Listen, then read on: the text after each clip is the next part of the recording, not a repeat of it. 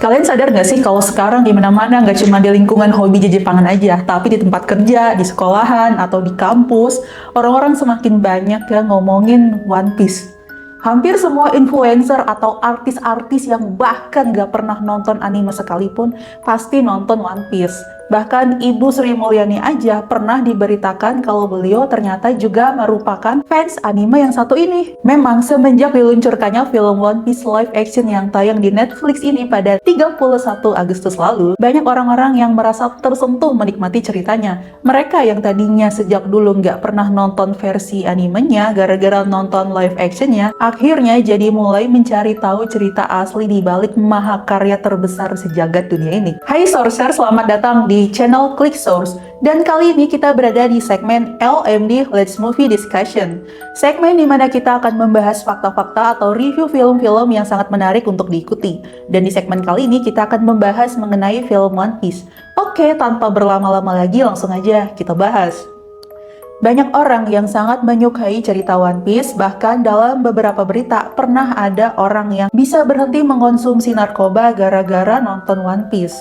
Ada juga cerita seorang fans yang memberikan wasiat kepada teman-temannya kalau ia nanti meninggal sebelum One Piece tamat, ia meminta teman-temannya menceritakan tentang perjalanan cerita One Piece di depan makamnya. Seolah tahu kapan ajal datang menjemput, seorang fans yang berkeluh tersebut akhirnya dipanggil oleh Tuhan Yang Maha Kuasa. Mengingat wasiat yang diberikan, teman-temannya pun setiap minggu akhirnya mengunjungi makamnya hanya untuk menceritakan progres cerita One Piece.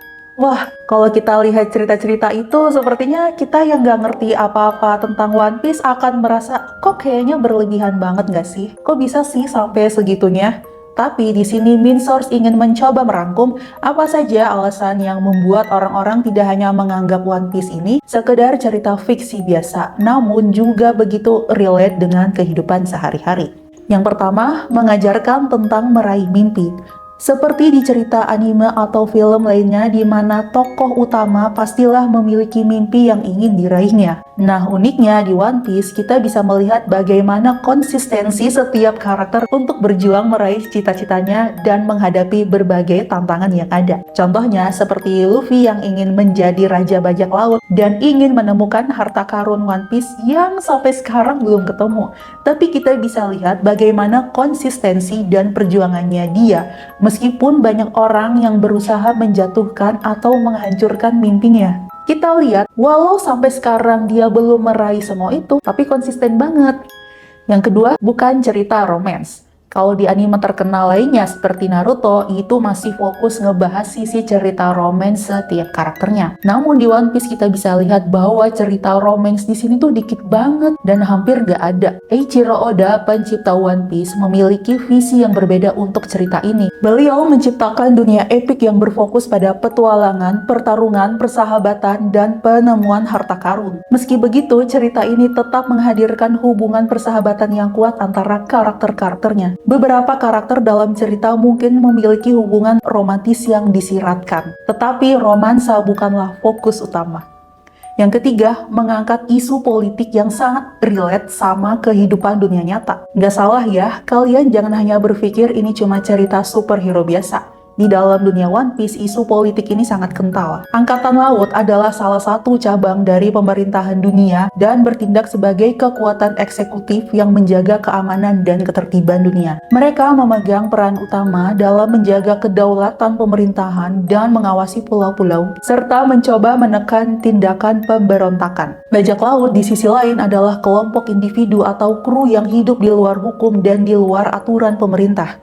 Bajak laut seringkali melakukan aktivitas ilegal seperti perampokan, pencurian, atau perampasan kapal. Di mata angkatan laut, semua bajak laut itu buruk dan mereka selalu diburu. Tapi ternyata dalam cerita One Piece kita melihat bahwa anggota bajak laut topi jerami yang diwakili oleh Luffy dan teman-temannya itu merepresentasikan bajak laut yang baik. Mereka berusaha tidak melakukan tindak kriminal dan menolong orang-orang yang lemah. Bahkan mereka seringkali melawan kelompok bajak laut yang jahat. Di sisi lain, dari kacamata mata pemerintahan ternyata ada angkatan laut yang istilahnya jahat juga, yang melakukan tindak korupsi, ketidaksetaraan status sosial, kolonialisme, dan lain-lain. Mereka terkadang melakukan kerjasama dengan kelompok bajak laut yang jahat untuk menutupi tindakan-tindakan mereka. Nah, kalau udah kayak gini ceritanya mirip-mirip gak sih sama apa yang terjadi di negeri Konoha? Yang keempat, mengangkat isu diskriminasi. Dunia One Piece dihuni oleh berbagai jenis manusia, termasuk manusia biasa, manusia ikan, manusia elang, manusia singa, manusia kera, dan banyak lain. Walaupun ras-ras di dunia ini fiksi dan fantasi, ini menciptakan keragaman besar dalam penampilan, kemampuan, dan budaya di seluruh dunia. Manusia ikan adalah salah satu ras yang sering menghadapi diskriminasi dalam cerita ini. Mereka sering dianiaya dan dikejar oleh manusia biasa karena perbedaan fisik mereka. Walaupun ada diskriminasi dalam dunia One Piece, cerita ini juga menunjukkan bagaimana karakter-karakter dari berbagai ras bisa menjadi teman dan sekutu satu sama lain.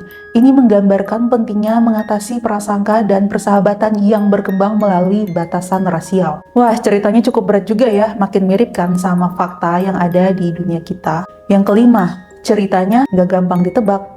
Oda Sensei dikenal karena kemampuannya untuk menyajikan plot twist yang tidak terduga. Beliau seringkali memperkenalkan elemen cerita yang tiba-tiba dan mengubah arah alur cerita secara dramatis. Ada banyak misteri dalam cerita ini yang belum terpecahkan. Salah satu misteri utama adalah lokasi sebenarnya dari One Piece itu sendiri. Oda Sensei sangat cermat merahasiakan banyak detail tentang misteri-misteri ini. Ia seringkali menyisipkan petunjuk-petunjuk kecil di awal cerita yang kemudian memiliki makna besar di masa depan.